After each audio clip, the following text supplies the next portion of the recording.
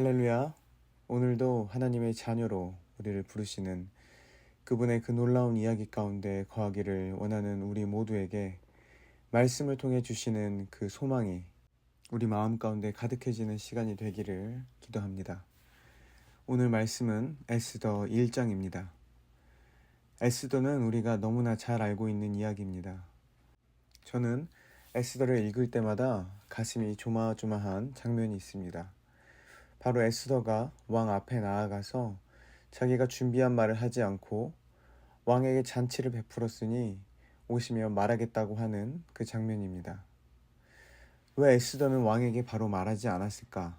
그러다가 왕의 마음이라도 바뀌면 어쩌려고 계속 미룰까 하는 그런 생각이 들어 저는 늘 궁금하기도 하고 또 이미 아는 이야기지만 그 상황을 상상하며 가슴이 조마조마할 때도 있었습니다. 에스더는 왕을 만나기에 앞서 밤낮 3일을 금식하도록 합니다. 그리고 왕에게 나아가서 미루고 미루다가 세 번째 왕을 만났을 때 비로소 준비한 말을 꺼냅니다. 아마도 에스더가 세 번째 왕을 만나기 전 그날 아침에 벌어진 참으로 극적인 일을 목격하고 나서야 에스더는 비로소 하나님이 돕고 계심을 확신할 수 있었을 것입니다. 여러분께서도 잘 아시겠지만 에스더가 왕을 세 번째 만나기로 한 날 그 아침에 하만은 왕의 말과 왕복을 준비해서 에스더의 삼촌인 모르드게를 높이는 그런 극적인 반전이 일어나게 되었습니다. 아마 에스더는 이제는 더는 주저할 필요가 없다고 느꼈을 것입니다. 이처럼 믿음으로 기다림이라는 그 주제는 에스더서의 전체에 흐르는 하나의 중요한 주제로 볼 수 있을 것입니다. 믿음은 우리가 무엇을 행하려는 것을 말하기도 하지만 그와 더불어 우리가 하나님을 기다리는 것 그 자체가 믿음의 행위임을 말해주고 있습니다. 오늘 말씀에는 그런 기다림과는 너무나 뚜렷하게 대조되는 이야기가 나옵니다. 대조될 뿐만 아니라 심지어 우스꽝스럽기까지 한 장면이 나옵니다. 함께 한번 말씀을 읽어보도록 하겠습니다. 에스더 1장 15절부터 22절까지 말씀입니다. 함께 봉독하시겠습니다. 왕후 와스디가 내시가 전하는 아하수에로 왕의 명령을 따르지 아니하니 규례대로 하면 어떻게 처치할까? 무무관이 왕과 지방관 앞에서 대답하여 이르되 왕후 에스디가 왕에게만 잘못했을 뿐 아니라 아하수에로 왕의 각 지방의 관리들과 뭇 백성에게도 잘못하였나이다. 아하수에로 왕이 명령하여 왕후 와스디를 청하여도 오지 아니하였다 하는 왕후의 행위의 소문이 모든 여인들에게 전파되면 그들도 그들의 남편을 멸시할 것인즉 오늘이라도 바사와 메대의 귀부인들이 왕후의 행위를 듣고 왕의 모든 지방관들에게 그렇게 말하리니 멸시와 분노가 많이 일어나리이다. 왕이 만일 좋게 여기실진데 와스디가 다시는 왕 앞에 오지 못하게 하는 조서를 내리되 바사와 메대의 법률에 기록하여 변개함이 없게 하고 그 왕후의 자리를 그보다 나은 사람에게 주소서. 왕의 조서가 이 광대한 전국에 반포되면 귀천을 막론하고 모든 여인들이 그들의 남편을 존경하리이다 하니라. 왕과 지방관들이 그 말을 옳게 여긴지라. 왕이 무무간의 말들을 행하여 각 지방 각 백성의 문자와 언어로 모든 지방에 조서를 내려 이르기를 남편이 자기의 집을 주관하게 하고 자기 민족의 언어로 말하게 하라 하였더라. 아멘. 오늘 말씀에 나오는 아하수엘의 왕은 잔치 자리에 왕후를 부르려다가 망신을 당한 이야기입니다. 오늘 읽지는 않았지만 1절에서 이 아하수엘의 왕은 인도부터 구스까지 127 지방을 다스리는 왕으로 나오고 또 신하들을 위해서 잔치를 베푸는데 180일 즉 반년 동안이나 잔치를 베푸는 왕으로 등장합니다.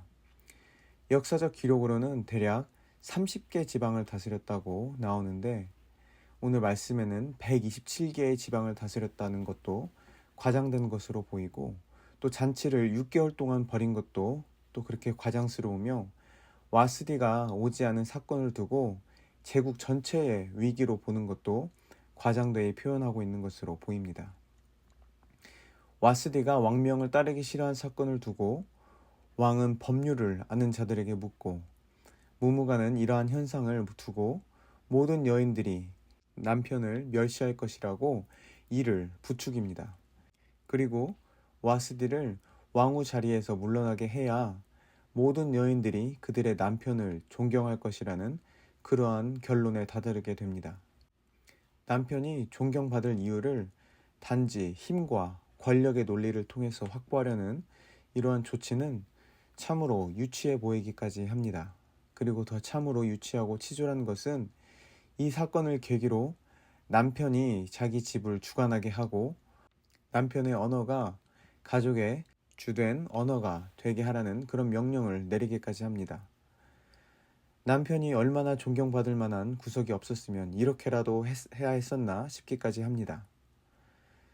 그렇다고 해서 한 가정을 이루고 있는 저는 어떤 존경받을 만한 구석이 있다고 당당하게 말하는 것은 아닙니다. 저도 은혜로 살고 있습니다. 어쨌든 조그마한 문제에도 이렇게 과장되게 해석하고 치졸하게 힘과 권력으로 남편의 권위를 내세우려는 아하수르의 왕의 모습은 이후에 나올 에스더의 모습과는 참으로 상반되어 보입니다. 에스더는 생사가 달린 중요한 순간에 자신의 힘과 권력을 내세우는 대신 금식으로 하나님의 때를 기다리며 준비하고 있었습니다. 왕비로서 스스로의 어떤 권위를 내세우고 그것을 사용하는 대신에 하나님께 소망을 두고 왕의 마음을 움직이실 그 하나님을 믿으며 하나님께서 써내려가고 계시는 그 이야기 속에서 그 반전의 때를 가슴 졸이며 기다리고 있었을 것입니다. 그에 비해 아하수에로 왕의 결정은, 그리고 그 뒤에 등장하는 하만의 태도는 스스로 자기 자신을 높이고 권위를 지키기 위해 부단히도 애쓰는 그런 모습을 보여줍니다. 그러나 그러한 노력들은 결과적으로 하나님의 백성인 에스더를 세우고 모르드게를 높이는 결과로 드러날 뿐입니다. 그런 의미에서 에스더가 왕 앞에 나아가기 전에 3일을 금식하며 보낸 시간은 단지 하나님께 자기 자신을 희생하는 시간으로만 볼 것이 아닌 믿음으로 하나님을 기다리는 그 하나님 나라의 백성으로서의 정체성을 찾아가는 시간이었습니다. 그리고 겉으로는 그 시간 동안 아무 일도 일어나지 않는 것 같았지만 그 기다림의 시간 동안 하나님은 하만의 계략을 무너뜨리고 유다 민족을 구원할 그 반전의 순간을 준비하고 계셨던 것입니다. 여러분도 잘 알고 계시겠지만 에스더서에 하나님의 이름은 단 한 번도 등장하지 않습니다. 그러나 모든 장면에는 하나님의 손길이 숨어 있고 그 손길은 하나님의 구원을 기다리는 자를 통해 일하고 계신다는 것을 이야기해주고 있습니다. 에스더는 바로 그런 하나님의 이야기에 자신을 열어두고 하나님의 시간에 하나님의 방식으로 하나님의 뜻을 따라 움직인 하나님 나라의 백성이었습니다. 어쩌면 우리가 하나님께 헌신하는 예배와 기도, 모든 헌신과 봉사는 눈에 보이는 것이며 우리는 그것들을 통해 어떤 권위를 가지려 하고 있을 수 있을 것입니다. 하나님께 예배를 드렸다는 것에서, 또 기도했다는 것에서, 말씀을 묵상했다는 것에서 우리는 아하수에로 왕이나 하만과 같이 하나님을 향한 우리의 모든 헌신을 우리의 힘이나 자격으로 삼고 있는 것인지 모른 채 무언의 권위를 주장하고 있을지 모릅니다. 우리가 에스더서를 읽으며 기억해야 할 것은 하나님이라는 단어가 한 번도 나오지 않지만 그 이야기에는 하나님이 충만하다는 것입니다.